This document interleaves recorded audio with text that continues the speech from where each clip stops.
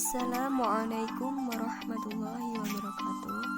Saya Wulan Hersanasi dengan NPM 201250024 akan menjelaskan tentang materi Islam Perspektif Antropologis.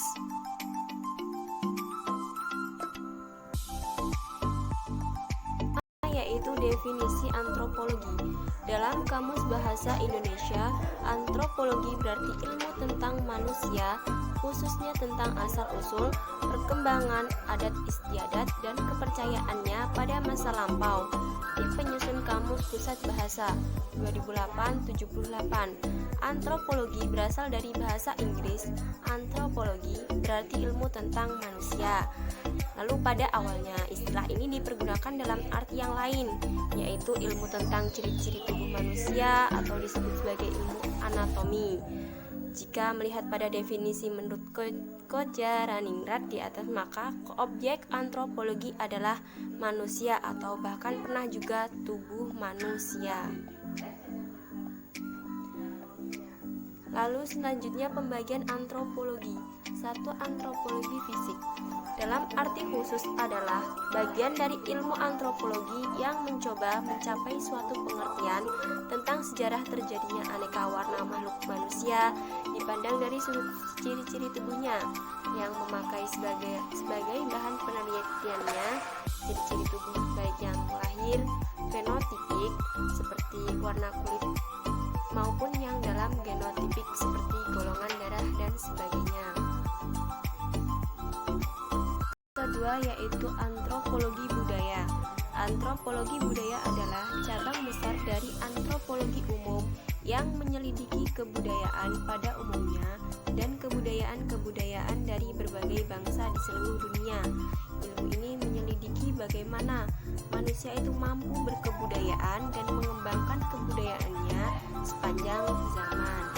Antropologi budaya terpecah-pecah lagi menjadi banyak sehingga menjadi spesialisasi termasuk antropologi pendidikan seperti halnya kajian antropologi pada umumnya. Antropologi pendidikan berusaha menyusun generalisasi yang bermanfaat tentang manusia dan perilakunya. Konsep manusia dalam pendidikan. Manusia dalam konsep pendidikan Islam menempati pembahasan paling awal. Begitu pula dalam beberapa buku antropologi, diantaranya buku yang ditulis oleh Kojaraningrat. Setelah ia membahas asas-asas dan ruang lingkup antropologi, ia lalu membahas tentang manusia. Manusia menurut Al-Syaibani sebagaimana dikutip oleh Ahmad Tafsir terdiri atas 3 unsur yang sama pentingnya, yaitu jasmani, akal, dan ruhani. Jasmani, akal, dan ruhani membangun manusia laksana sisi-sisi sebuah segitiga sama kaki. Ketiga unsur tersebut jika dikaitkan dengan pendidikan tentunya tidak dapat dipisahkan. Hal ini karena setiap manusia dalam segala jenis aktivitasnya, termasuk aktivitas pendidikan, tidak bisa lepas dari ketiga unsur tersebut.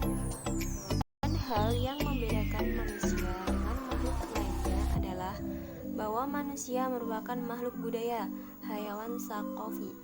Manusia menciptakan dan memindahkan pengetahuan serta bersama-sama mempertahankan tradisi berpikir dan berperilaku.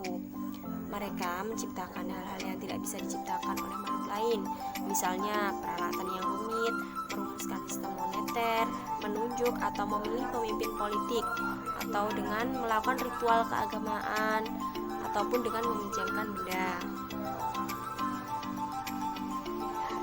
Kaitan dengan kebudayaan, E.B. Taylor menjelaskan bahwa budaya merupakan suatu keseluruhan kompleks yang meliputi pengetahuan, kepercayaan, kesenian, moral, keilmuan, hukum adat istiadat, dan kemampuan yang lain, serta kebiasaan yang didapat oleh manusia sebagai anggota masyarakat. Artinya, secara tidak langsung, penjelasan ini mengindikasikan bahwa manusia adalah makhluk yang sangat dinamis yang mampu mempelajari seluruh kejadian alam semesta, sehingga menjadikan manusia sebagai makhluk yang sempurna di antara makhluk-makhluk yang lainnya. Demikian penjelasan dari saya. Apabila terdapat banyak kesalahan, saya mohon maaf yang sebesar-besarnya. Saya akhiri, wallahul muwafiq ila aqwamit thoriq. Wassalamualaikum warahmatullahi wabarakatuh.